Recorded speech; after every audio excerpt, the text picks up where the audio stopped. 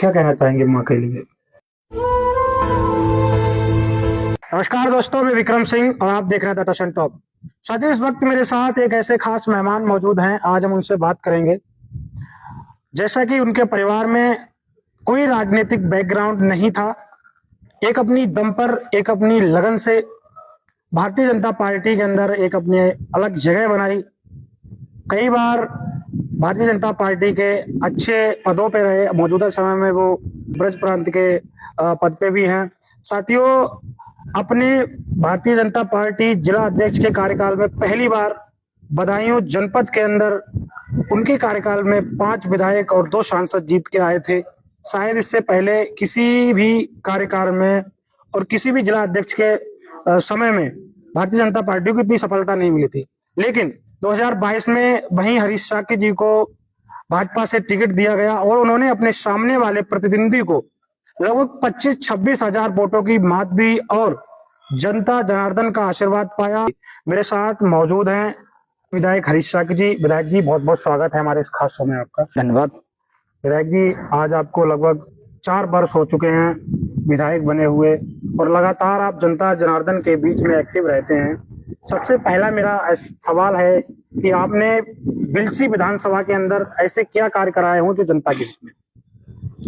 देखिए, जब से मुझे बिलसी विधानसभा की जी जनता ने मुझे विधानसभा में भेजने का काम किया है, तब से मैं लगातार अपने क्षेत्र के विकास के लिए प्रयत्नशील हूँ।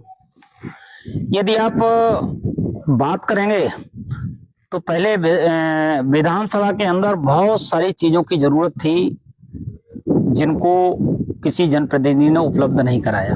जी बहुत पुराने समय से आप देख रहे होंगे, बिलसी के अंदर एक रोडवेज की बहुत डिमांड रहती थी जी और उस रोडवेज की बात को लोग चुनावों में आते थे, वादा करते थे और चुनाव लड़के और जीत के चले जाते थे, लेकिन किसी ने आज तक उस रोडवेज को बनवाने का काम नहीं किया। ये लगभग 25-30 वर्षों से लगातार ये मांग उठती चली जा रही थी।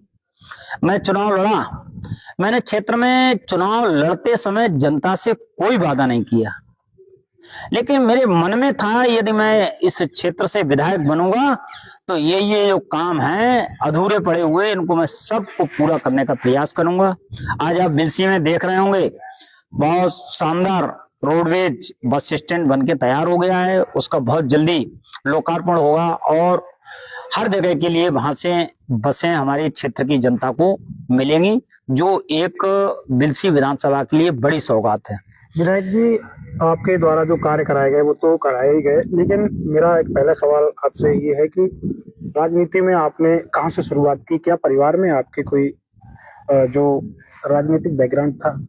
देखिए, मैं एक सामान्य किसान परिवार से ताल्लुक रखता हूँ। जी मुझे विरासत में कुछ नहीं मिला। जी मैं सामान्य रूप से संगठन का कार्यकर्ता था, संगठन में काम करता था। जी मैं विद्यार्थी परिषद में मैंने कई वर्षों काम किया। विद्यार्थी परिषद के बाद मैं युवा मोर्चा का जिले का अध्यक्ष बना। जिला के अध्यक्ष रहते हुए मैंने काम किया। पार्टी के लोगों ने, मेरे वरिष्ठ नेताओं ने मुझे सपोर्ट किया। मैं पार्टी का जिले का महामंत्री बन गया। मैं 3 बार जिले का महामंत्री रहा और महामंत्री रहने के बाद 2016 में मैं पार्टी का जिले का अध्यक्ष बन गया। जिला का अध्यक्ष बनने के बाद मुझे अवसर मिला काम करने का और मैंने संगठन को बूथ स्तर तक की रचना जो पार्टी चाहती थी उसको उस काम में लगा और उसको पूर्ण करके दिखाया। तो 2017 का जो चुनाव आप देखेंगे, उस 2017 के चुनाव में 5 विधानसभा क्षेत्रों में हमने जीत दर्ज कराई। उसके बाद 2019 में हमें लोकसभा का चुनाव कराने का अवसर पार्टी ने दिया। तो लोकसभा के चुनाव में भी हम सब लोग पूरी टीम के साथ लगे और पूरी टीम के कार्यकर्ताओं की मेहनत का परिणाम था कि हम 2 लोकसभाएं हमारे यहाँ लगती हैं, एक बदायूं एक आंवला, दोनों में हमने रिकॉर्ड जीत दर्ज की और बदायूं में तो एक इतिहास कायम किया था। एक लंबे अरसे के बाद भारतीय जनता पार्टी का सांसद विजय थी डॉक्टर संघमित्रा मौर्य जी। तो इस तरीके से मैंने पार्टी में काम को एक कार्यकर्ता के रूप में काम शुरू किया और पार्टी ने मुझ जैसे कार्यकर्ता पर, छोटे कार्यकर्ता पर विश्वास करके 2022 के चुनाव में मुझे टिकट दे दिया। कार्यकर्ताओं के आशीर्वाद से, जनता के आशीर्वाद से मैं चुनाव जीत गया। पहला ही चुनाव था आपका लोक विधानसभा का और पहला ही चुनाव आप जीत गए। हाँ, पहला ही चुनाव था। आपने सोचा था कि इस बार चुनाव लड़ रहा हूँ, माहौल बनेगा, मैं जीते, कभी ऐसा मन में था कि मैं विधायक ही बन जाऊंगा या देखिए, जब राजनीतिक दल में काम करते हैं तो इच्छाएं तो लोगों की रहती हैं जी, लेकिन उन इच्छाओं के साथ साथ मैंने कभी ये नहीं सोचा कि मुझे ये मिल जाए, ये मिल जाए। मैंने इस उद्देश्य से कोई कार्य नहीं किया। मैं पूरी ईमानदारी के साथ पार्टी के लिए पूरा समय देके मैंने काम किया और उसका परिणाम है कि मुझे टिकट दे दिया पार्टी ने, मैं एमएलए बन गया। जी। एमएलए बनने के बाद मैंने देखा, सोशल मीडिया के माध्यम से पता भी चलता रहता है कि आप काफी विवादों में रहे, कंट्रोवर्सी होती रहती है आपको लेकर। बिलसी विधानसभा के अंदर क्या एक अलग ही माहौल पैदा हो जाता था, कभी कुछ हुआ कभी कुछ। इसको लेकर आप क्या कहना चाहेंगे? जो व्यक्ति आगे बढ़ते हैं जी, तो उनके रास्तों को लोग अवरोध करना चाहते हैं, जी, लेकिन जो निश्चल व्यक्ति होता है, जिसके अंदर कोई पाप नहीं होता है, हमारे रास्ते साफ हैं, हमें किसी से डरना नहीं है। हम पूरी ईमानदारी के साथ क्षेत्र की जनता की सेवा करते हैं, अपने क्षेत्र के विकास के लिए पूरी ईमानदारी से लगे रहते हैं। आज उसी का परिणाम है, बहुत सारे विवाद रहते हैं, लेकिन आपने देखा होगा कोई विवाद करने वाला एक भी व्यक्ति सफल नहीं हुआ। अंतोगत्वा उसके सारे आरोप झूठे साबित हुए। तो इसलिए ये सब लोग, जब आगे व्यक्ति बढ़ता है तो आरोप प्रत्यारोप लोग घेरने का प्रयास करते हैं, बड़े बड़े अच्छे लोगों को घेरने का प्रयास करते हैं। मैं तो बहुत छोटा सा सामान्य कार्यकर्ता से विधायक बना हूं, तो इसलिए मैं इन सब चीजों की कभी चिंता नहीं करता हूं। मैंने देखा है विधायक जी, आप कार्यकर्ता थे तब भी ऐसा ही रहते थे और विधायक बनने बड़ी साधारण तरीके से रहते हैं। लोग एक बार विधायक बन जाते हैं, पूरा काफिला, पूरा सिस्टम बनाने की कोशिश करते हैं, लेकिन आप बहुत सिंपल जीवन जीते हैं। तो ऐसा क्या खासियत है आपके? देखिए, मैं मुझसे अच्छा कार्यकर्ता को कोई जान नहीं सकता। जी, मैंने कार्यकर्ता के रूप में काम किया है, मैं कार्यकर्ता को जानता हूं, कार्यकर्ता कितनी कठिनाई के बाद पार्टी के लिए काम करता है और एक कार्यकर्ता कैसे तैयार किया जाता है ये भी मैं जानता हूं। जैसा कि विधायक जी लगातार आप क्षेत्र में घूम रहे हैं और मेहनत कर रहे हैं, 2027 विधानसभा चुनाव नजदीक आ चुका है, 1 साल बची हुई है, अन्य दलों के लोग भी मेहनत कर रहे हैं और आपकी पार्टी के भी लोग लगातार लगे हुए हैं। अगर ऐसी चुनौती आपके सामने आती है तो आप क्या कहना चाहिए? देखिए, हम लोग केवल चुनाव लड़ने के लिए काम नहीं करते हैं जी, हम निरंतर, एक भी जिस दिन से चुनाव हम जीते हैं उस दिन से लेकर आज तक लगातार जनता के बीच में रहने का काम करते हैं। हम प्रतिदिन चुनाव लड़ते हैं। जी, इसलिए हम जनता के बीच में, हम वैसे वाले जनप्रतिनिधि नहीं है कि जो चुनाव जीतने के बाद गायब हो जाते हैं, 4 साल तक दिखाई नहीं देते हैं, फिर 1 वर्ष के बाद उत्पन्न होते हैं कि अब साहब फिर आ गए मैदान में। हम ऐसा नहीं करने वाले हैं। पहले जब हम जाते हैं क्षेत्र में, आप क्षेत्र में जाइए, क्षेत्र में जानकारी लीजिए। मैं 24 घंटा उपलब्ध रहने वाला व्यक्ति हूँ। मैं अपनी जनता के बीच में रहता हूँ, उनके सुख दुख में रहता हूँ और हमेशा उपलब्ध रहता हूँ। तो मेरे सामने मैं लगता हूँ कि बहुत सारे लोग आएंगे, चुनाव आ जाए। यहाँ समाजवादी पार्टी से चुनाव लड़ा वो कभी दिखाई दिया आपको? कभी दिखाई दिया है? चुनाव हारने के बाद वो पता ही नहीं लगा किसके हैं। तो ऐसे ही बहुत सारे लोगों को मैं उदाहरण दे सकता हूँ। चाहे किसी, हमारे दल में भी भाई लोकतंत्र है, लोकतंत्र में सबको अधिकार रहता है, लेकिन मुझे पूर्ण विश्वास है कोई सामने नहीं आएगा, कोई टिकेगा नहीं। मुझे अपनी मेहनत पर, अपने कार्यकर्ताओं पर, अपनी पार्टी पर पूरा भरोसा है। पूरी ताकत के साथ हम 2027 का चुनाव लड़ेंगे और लड़ेंगे ही नहीं, चुनाव 100% जीतेंगे। विधायक जी, आपको लगभग 4 वर्ष हो गए हैं विधायक बने। अपनी विधानसभा बिलसी में आपने शिक्षा के क्षेत्र में ऐसे कितने कार्य कराए हैं विद्यार्थियों के लिए, जो अपने आपकी विधानसभा के जो विद्यार्थी हैं आउट ऑफ डिस्ट्रिक्ट पढ़ने ना जाएं, या वहां के पास के लोग हैं जिनके लिए आपने पढ़ाई की व्यवस्था में कितना बदलाव किया है? देखिए, जब मैं विधायक बना जी, विधायक बनने के बाद जो गोद लिए हुए विद्यालय थे जी, तो एक विद्यालय मेरे पास भी है, बरसुआ जी। तो बरसुआ का विद्यालय मैंने गोद लिया और मैं प्रति वर्ष में कई बार उस विद्यालय में मेरा जाना होता है और मैं अपने जन्म दिवस के अवसर पर विशेष रूप से मैं अपने जन्मदिन का जो शुभारंभ करता हूं, मैं वहां के विद्यालय के बच्चों के साथ अपना जन्मदिन मनाता हूँ, वहाँ वृक्ष लगाता हूँ और उस विद्यालय के परिसर में रह के तो मैंने देखा वहाँ कंप्यूटर की व्यवस्था करवा दी, वहां मैंने स्मार्ट क्लास की व्यवस्था करवा दी। आज वह विद्यालय वहां फर्नीचर की व्यवस्था करवा दी। आज हमारे उस विद्यालय के बच्चे बहुत अच्छे से पढ़ने का काम कर रहे हैं। और जब वह विद्यालय हमने गोद लिया तो हमें सोचता था कि यहाँ शिक्षा के लिए और क्या किया जा सकता है। तो मैंने अपने उत्तर प्रदेश के यशस्वी मुख्यमंत्री माननीय योगी आदित्यनाथ जी से आग्रह किया था और मैं उन्हें आपके चैनल के माध्यम से उनका हृदय से आभार भी व्यक्त करता हूं। माननीय मुख्यमंत्री जी, कंपोजिट मॉडल स्कूल जी जो थे तो जनपद के अंदर यदि उन्होंने पहला किसी को विद्यालय दिया तो मेरी विधानसभा में बरसुआ में देने का काम किया। ऐसा स्कूल बनने जा रहा है 30 करोड़ की लागत से, जो पूरे क्षेत्र जिले को ही नहीं आसपास के जिलों को एक मॉडल के रूप में दिखाया जाएगा। ये हमारी सरकार काम कर रही है। तो ये एक से लेके 12 तक का विद्यालय हमारे क्षेत्र में बनके तैयार हो रहा है। एक गड़िया चरूपुर में हमने विद्यालय का उच्चीकरण कराया है। वहां बहुत दिक्कत रहती थी, उधर उस क्षेत्र में कोई हाई स्कूल इंटर कॉलेज नहीं था, तो हाई स्कूल तक का एक विद्यालय और स्वीकृत करा दिया है। बाकी हमारे क्षेत्र में जितने सतेती में बहुत बढ़िया हमारा राजकीय हाई स्कूल चल ही रहा है। बिलसी में हमारे सारे डिग्री कॉलेज से लेके और इंटर कॉलेज चल ही रहे हैं। एक और हमारे क्षेत्र की समस्या थी, हमारे यहाँ इंटर कॉलेज तो बड़ी संख्या में है जी, कचरा में भी है, बिलसी में भी है, उद्यानी में भी है, लेकिन बीएससी की व्यवस्था हमारे यहाँ नहीं थी जी।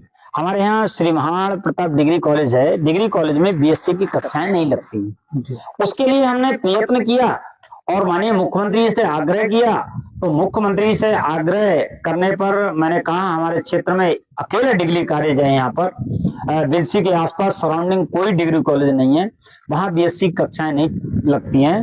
मैंने जब अपनी समस्या से अवगत कराया तो माननीय मुख्यमंत्री जी ने हमारे आग्रह को स्वीकार कर लिया है और हमें लगभग अनुमति मिल चुकी है। इस सत्र में हम बीएससी की कक्षाएं हमारे बिलसी में प्रारंभ हो जाएंगी। तो मैं समझता हूं ये एक बड़ी उपलब्धि होगी शिक्षा के क्षेत्र में। एक बरसुआ में इंटर कॉलेज हो जाएगा, बीएससी की कक्षाएं प्रारंभ हो जाएंगी, गड़िया जरीपुर पे विद्यालय हो जाएगा, तो हमारे क्षेत्र में चौमुखी शिक्षा का विकास हो जाएगा।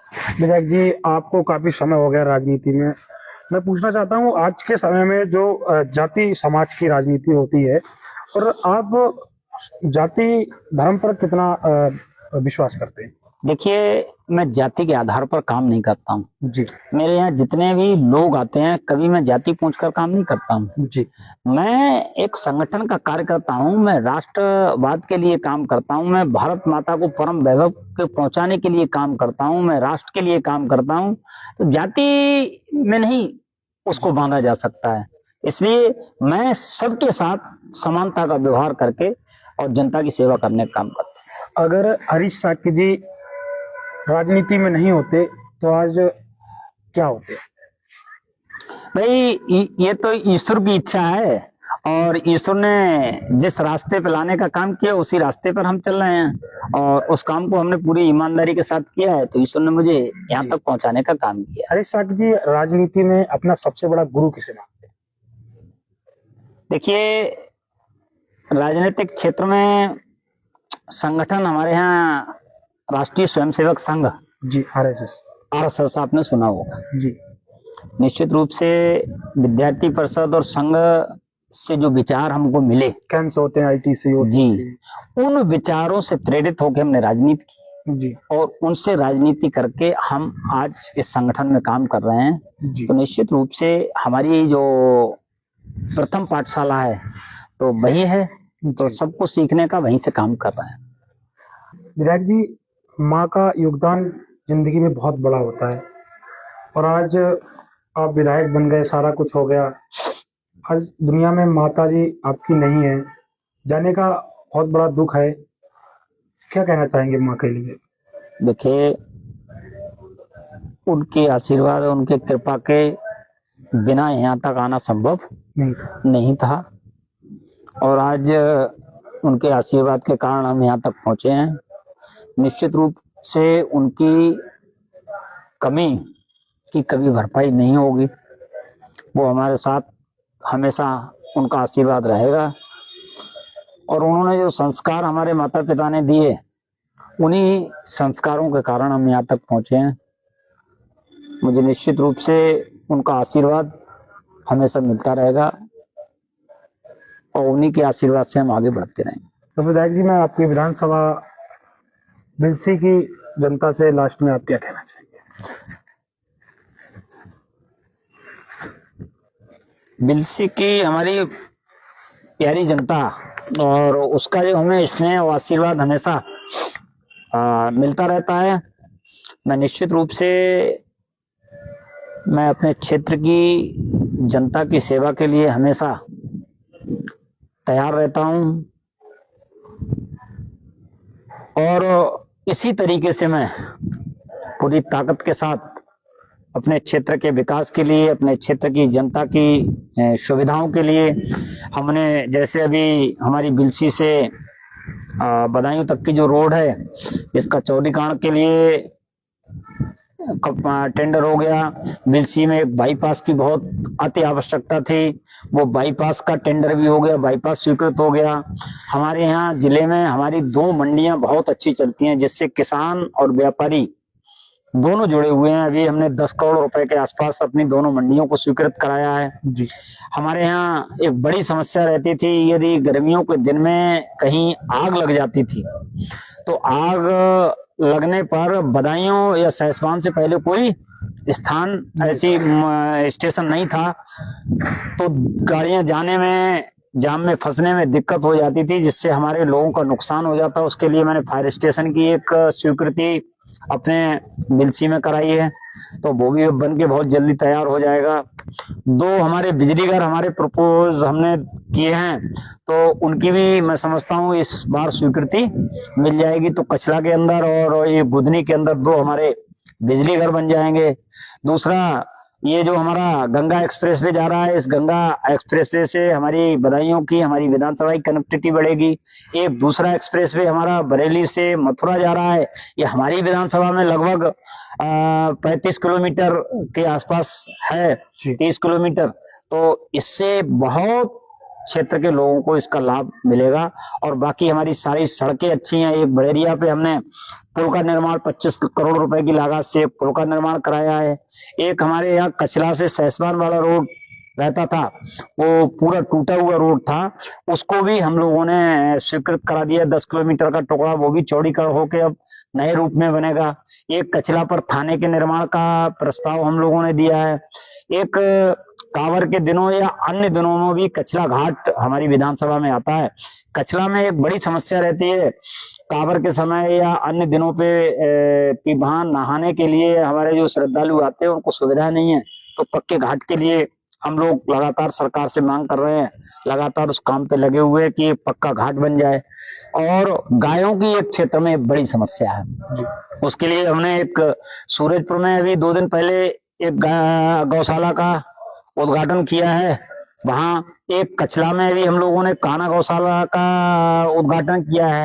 एक बिलसी में हमारे गौशाला के लिए पैसा हमारा स्वीकृत हो गया, पैसा आ गया।